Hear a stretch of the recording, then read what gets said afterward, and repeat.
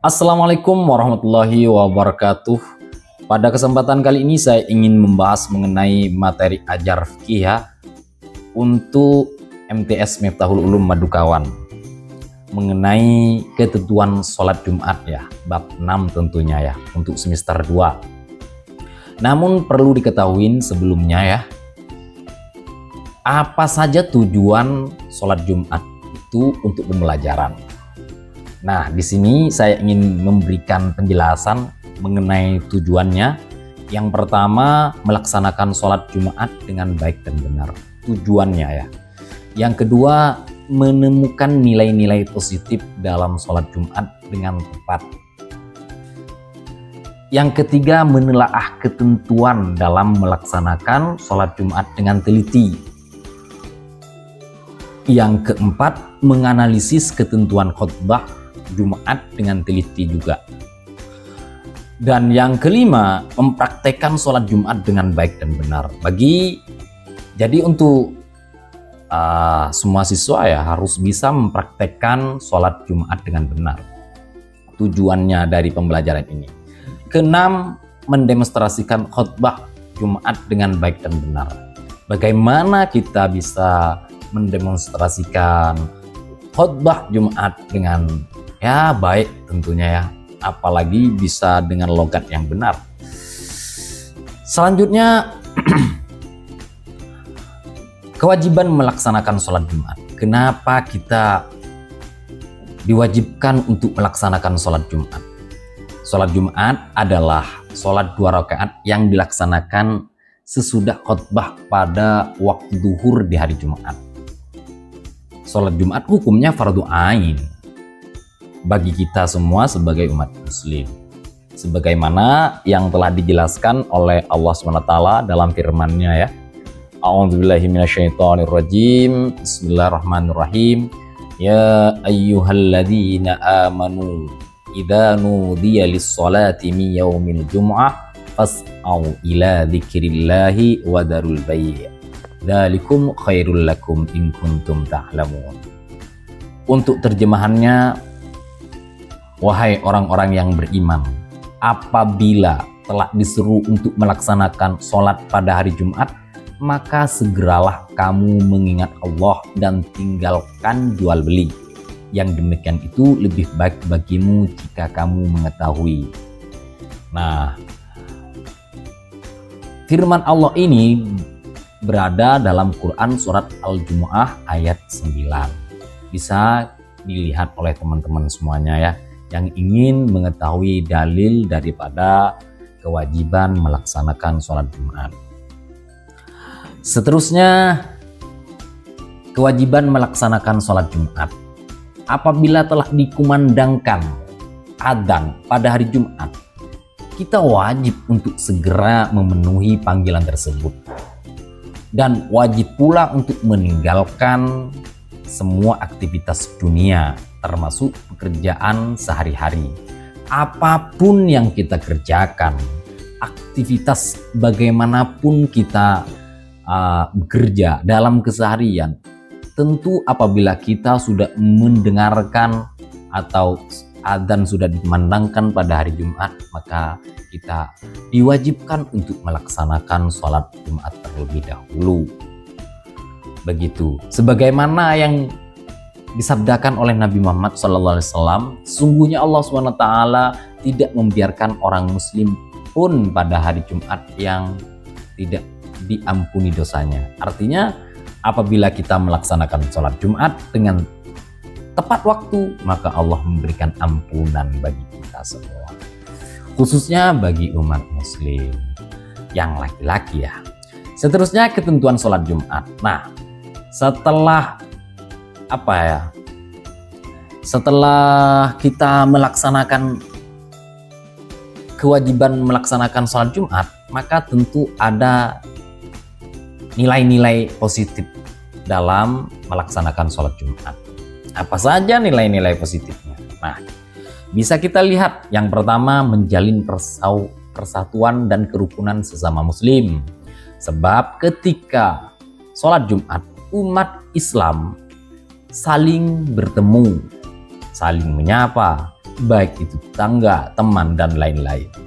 Yang kedua, memberikan penghargaan berupa hak yang sama terhadap sesama masyarakat. Sebab dengan adanya sholat Jumat, karena sholat Jumat tidak membeda-bedakan antara yang kaya dan yang miskin, yang kuat dan yang lemah. Ketiga, selalu mengingatkan kita untuk senantiasa bertakwa kepada Allah Subhanahu wa taala dan berbuat baik kepada manusia. Keempat, meningkatkan rasa syukur kepada Allah Subhanahu wa taala atas nikmat yang diberikan kepada kita. Maka tentunya dengan melaksanakan sholat Jumat, kita bisa mengambil nilai-nilai positif dari sholat Jumat itu. Apa? Ya, nilai rasa syukur kita kepada Allah Subhanahu wa taala. Kelima, sebagai bekal persiapan hidup di akhirat. Karena kita akan mati, maka sholat Jumat itu sebagian bekal kita untuk masa yang akan datang, yaitu masa setelah kematian. Keenam, melatih seorang untuk bisa disiplin. Sholat Jumat merupakan praktek bagi kita semua untuk bisa melakukan aktivitas secara disiplin. Maka sholat Jumat mengajari kita untuk berdisiplin.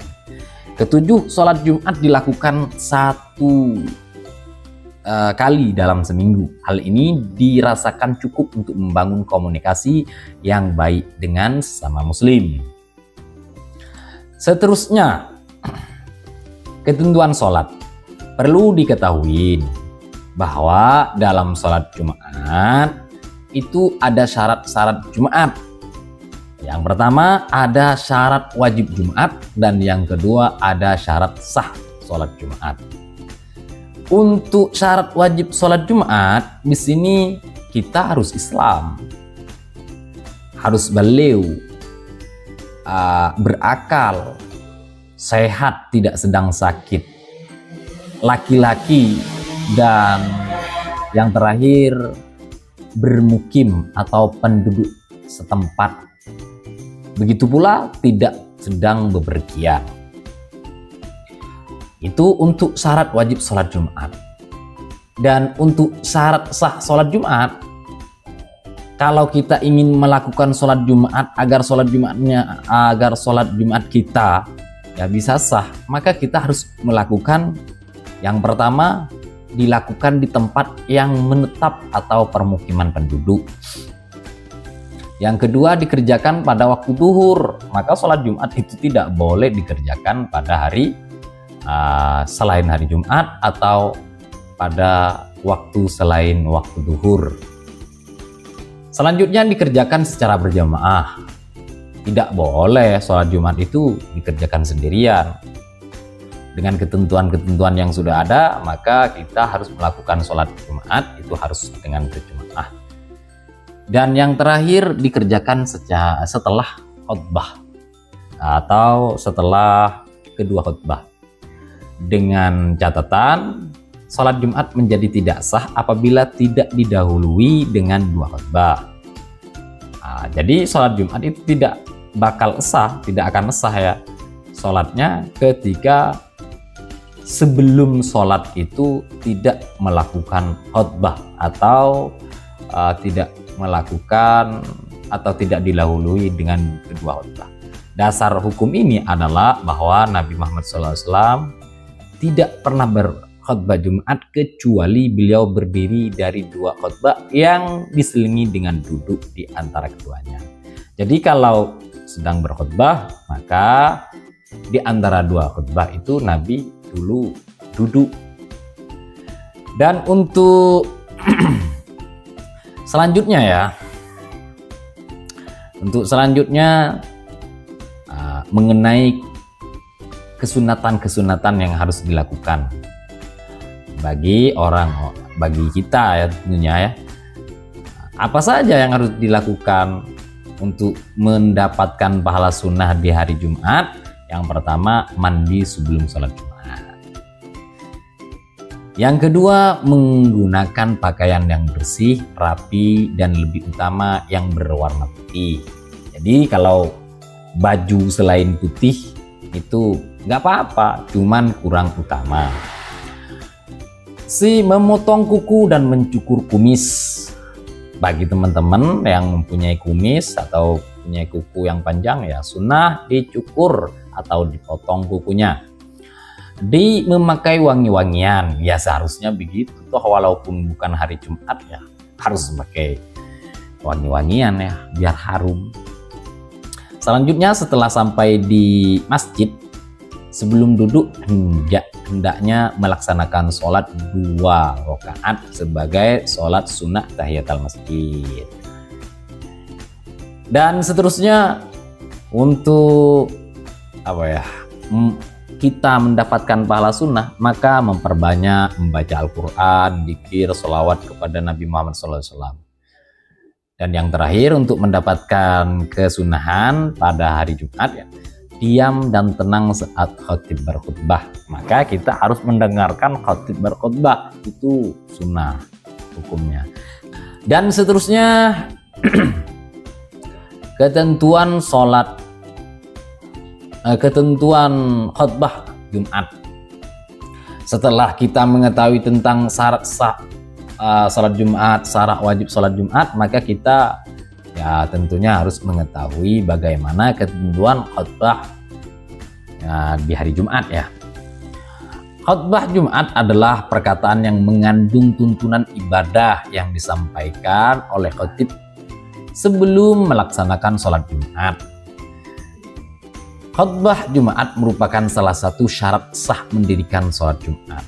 Nah, sebagaimana sudah yang saya jelaskan tadi itu ya. Yang pertama, syarat khutbah Jumat. Di antaranya A. Khutbah harus disampaikan pada waktu zuhur sebab sholat Jumat dilaksanakan pada salat Jumat harus dilaksanakan pada waktu zuhur. B. Khatib harus berdiri bagi yang mampu. C. Duduk di antara dua khutbah dengan istirahat sebentar. D. Suci dari hadas besar dan kecil. E. Khatib harus menutup aurat. F. Suaranya harus keras sehingga dapat didengar oleh jemaah.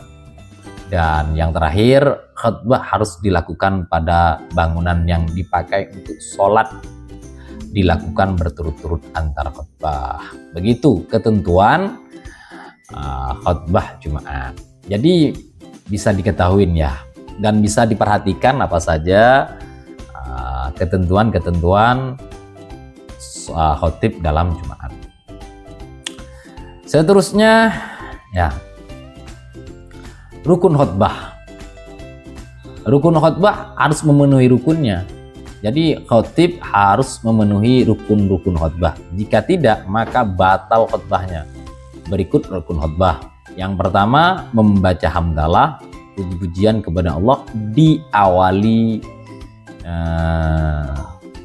awal khutbah pertama dan kedua. Yang kedua, membaca sholawat kepada Nabi Muhammad SAW. Yang ketiga, berwasiat kepada diri sendiri dan jemaah agar bertakwa kepada Allah. Dan yang keempat, membaca ayat-ayat suci Al-Quran pada salah satu khutbah. Biasanya ayat yang dibaca disesuaikan dengan tema yang sah, mendoakan umat muslim pada khutbah yang kedua. Begitu rukun khutbah ya. Maka membaca hamdalah, membaca sholawat, berwasiat kepada jamaah, pada diri kita sendiri, membaca ayat-ayat suci Al-Quran, dan mendoakan umat Islam. Seterusnya ketentuan khutbah sholat Jumat. Ketentuan ya, yang tadi itu ketentuan rukunnya, yang kedua di sini ketentuan sunnah dalam khutbah. Sunnah dalam khutbah dilaksanakan di atas mimbar ya. Yang pertama, yang kedua mengucapkan salam sebelum madzin. Yang ketiga duduk sejenak setelah salam. Dan yang D, khutbah disampaikan dengan kalimat yang jelas dan mudah dipahami. Selanjutnya menyampaikan tidak terlalu panjang dan pendek, ya sedang-sedang saja. Khatib membaca surah Al-Ikhlas ketika duduk di antara dua khutbah. Dan yang terakhir, untuk mendapatkan sunnah khutbah Jumat, maka khatib harus selalu menghadap kiblat. Begitu. Dan yang terakhir untuk kesimpulannya, salat Jumat adalah salat 2 rakaat yang dilaksanakan sesudah 2 khutbah pada hari Jumat. Hukum melaksanakannya adalah fardu ain bagi setiap laki-laki muslim yang sudah baligh dan berakal. Itu kesimpulan yang pertama. Yang kedua, syarat wajib salat Jumat yaitu Islam, baligh, berakal, sehat, laki-laki merdeka, dan tidak ada halangan. Adapun halangan salat Jumat adalah sakit, musafir, hujan lebat, dan uzur syar'i dan lainnya. Dan yang ketiga, syarat sah salat Jumat yaitu dilaksanakan di daerah permukiman penduduk, dilaksanakan pada waktu zuhur, dilaksanakan secara berjamaah, dan dikerjakan setelah 2 khutbah. Keempat, rukun khutbah adalah mengucapkan puji-pujian, mengucapkan salawat, berwasiat takwa, membaca Al-Quran, dan berdoa untuk ampunan untuk kaum muslimin. Dan yang kelima, syarat khutbah dilaksanakan pada waktu zuhur, berdiri bagi yang mampu, duduk di antara 2 khutbah, suci dari hadas dan najis, menutup aurat. Suaranya harus didengar oleh jemaah ya, dan harus tertib tentunya. Nah, begitulah yang dapat kami sampaikan dari beberapa hal yang dari beberapa hal yang saya sudah jelaskan tadi. Begitulah simpulan dari ketentuan-ketentuan sholat Jumat. Dari kami kurang lebihnya, wallahul muwaffiq ila aqwamit thoriq. Wassalamualaikum warahmatullahi wabarakatuh.